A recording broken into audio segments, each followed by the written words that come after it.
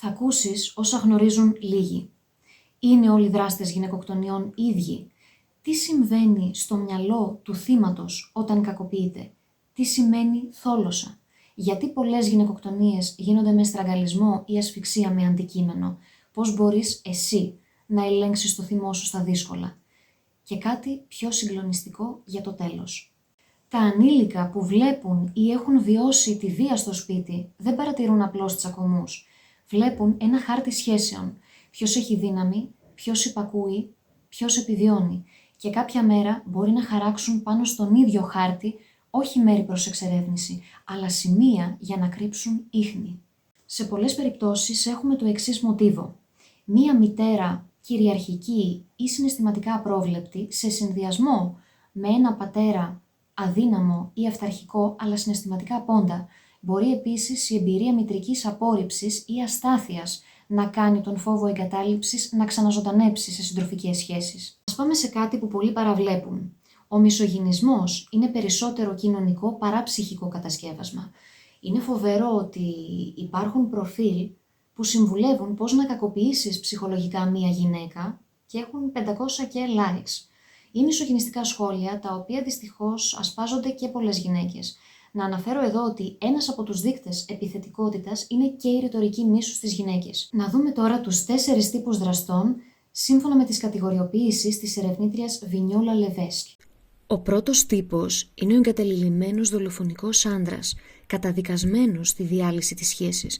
Δεν ξέρει πώς να χειριστεί τον πόνο και η απώλεια της συντρόφου γίνεται ακραίο ξέσπασμα. Γι' αυτό και επιτίθεται όταν τον χωρίζει. Ο θυμωμένος επιθετικός τύπος είναι πάντα εκρηκτικός, εκτός ελέγχου και με ιστορικό βίας. Εδώ η μισογυνιστική συμπεριφορά του βγαίνει στο προσκήνιο πολύ εύκολα. Ο υπερελεγκτικός γυναικοκτόνος κάνει τα πάντα για να κρατήσει τον έλεγχο στη σχέση. Ελέγχει, απειλεί, παρενοχλεί και μερικές φορές η βία φτάνει στην πιο ακραία μορφή. Ο ασταθής εξαρτημένος δεν έχει ιστορικό εγκληματικότητας, αλλά ζει και αναπνέει για τη σύντροφό του. Η αδυναμία του να χειριστεί συναισθηματικές κρίσεις μπορεί να τον οδηγήσει σε βίαιες αντιδράσεις.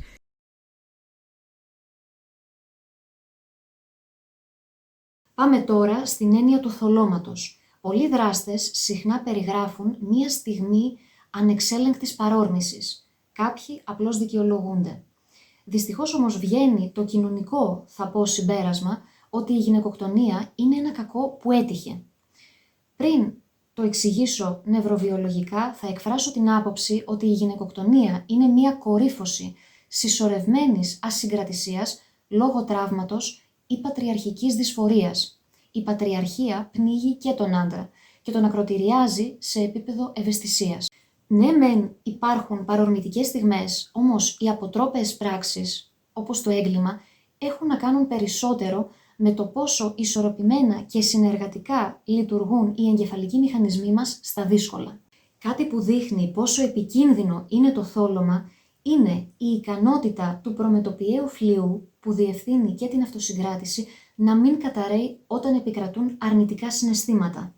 Η λεγόμενη συγκινησιακή πειρατεία μπορεί να τύχει σε όλους. Είναι η κατάσταση στην οποία τα συναισθήματα κατακλείζουν το άτομο και επηρεάζουν τη λογική του. Αν όμως σε κάποιον οι υπερβολικές αντιδράσεις είναι σχεδόν συνήθεια και συνδυάζονται με χαμηλά επίπεδα κοινωνικής ντροπής, μη ισχυρό προμετωπιαίο φλοιό και τραύμα βίας, μεγεθύνεται το ενδεχόμενο κακοποίησης. Άραγε μπορούμε να διακόψουμε το θυμό μας? Ναι, δεν είναι αδύνατο, ιδίως αν δεν έχουμε δυσκολία αυτορύθμισης, με τον κανόνα των 90 δευτερολέπτων, όσο διαρκεί η χημική έκρηξη στο κεφάλι μας. Πώς κάνεις την άσκηση σύμφωνα με τον καθηγητή Brian Robinson? Το πρώτο βήμα είναι η παρατήρηση.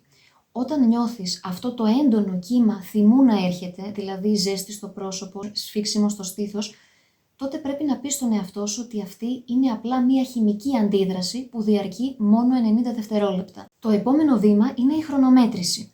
Απλά κοίταξε το ρολόι σου. Την ώρα που εσύ παρατηρείς το ρολόι σου, ενεργοποιείται πιο έντονα το λογικό μέρος του εγκεφάλου σου. Το τελευταίο βήμα είναι να μην τροφοδοτείς. Μην χτίζεις μία επανάληψη της ιστορίας στο μυαλό σου. Α, μου είπε αυτό και το επαναφέρεις συνεχώς στη σκέψη σου. Προσπάθησε να περιμένεις μέχρι οι χημικές ουσίες να ξεπληθούν από το σώμα σου χωρίς να ρίχνεις λάδι στη φωτιά. Πώς βλέπουν οι δράστες τη σύντροφό τους? Η πλειοψηφία των γυναικοκτόνων δεν αντιλαμβάνονται τη σύντροφο ως ξεχωριστό άτομο. Την προσλαμβάνουν ως ένα κάτωπτρο διαστρεβλωμένης αυτεπίγνωσης. Εγώ είμαι το είναι της. Όταν όμως αυτό το κατώτερο υποκείμενο αποχωρεί από τη σχέση, αυτό αμέσως ο δράστης το εκλαμβάνει ως άσκηση εξουσίας πάνω του.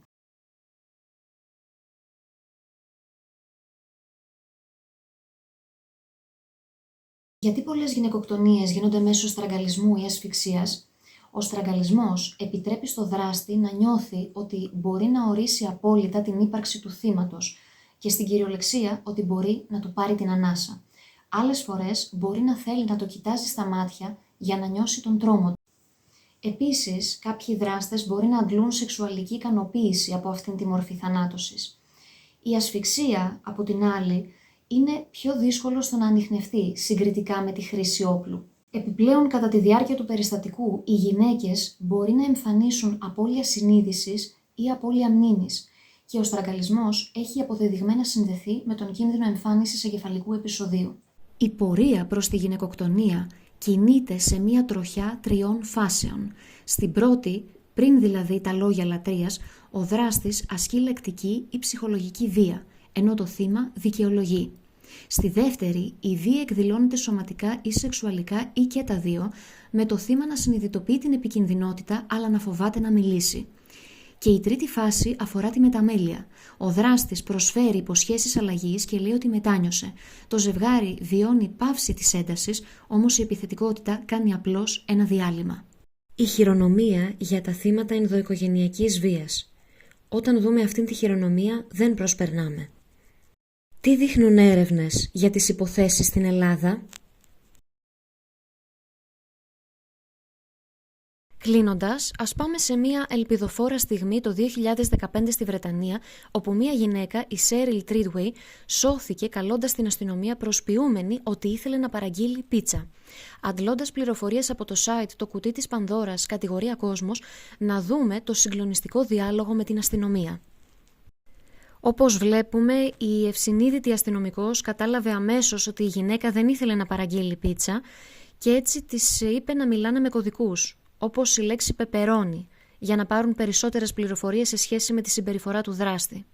Αυτό το επεισόδιο είναι αφιερωμένο σε άντρες και γυναίκες που επιμένουν να επαναστατούν με ευαισθησία σε περιόδους εγκληματικής αμέλειας.